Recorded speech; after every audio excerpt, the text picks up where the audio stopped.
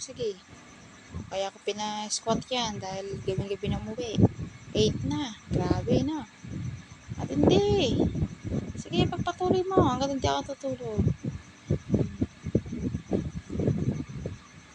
Ayan, isang tawanan lang kami, kain sa daan. O, tignan mo. Laki ng bunganga. Kain ng kain. Blackout. Lakas kasi ng ulan. Walang kuryente.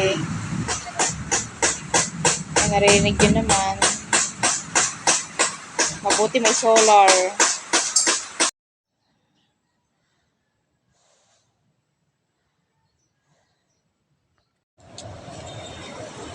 Nag-aantay kami ng jeep papuntang Garay. Pupunta kami sa Mercury. Ayan.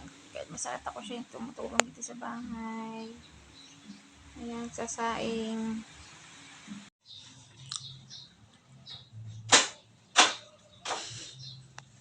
Mga kamamsi, ayan, itong latest update natin sa ating reality show.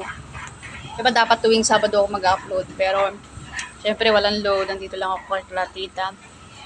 Nandito na ako nag-upload. Kaya baka tuwing Monday, o Sabado, Linggo, Monday gan, mga ganon.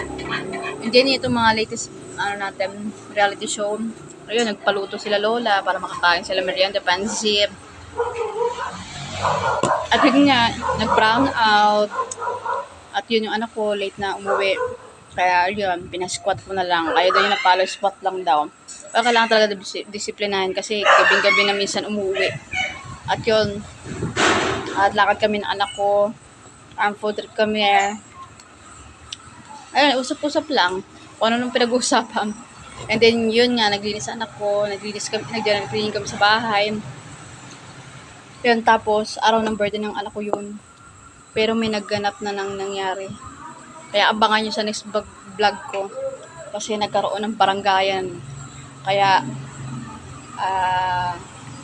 mag-subscribe, like, share mo na tong video na to. At,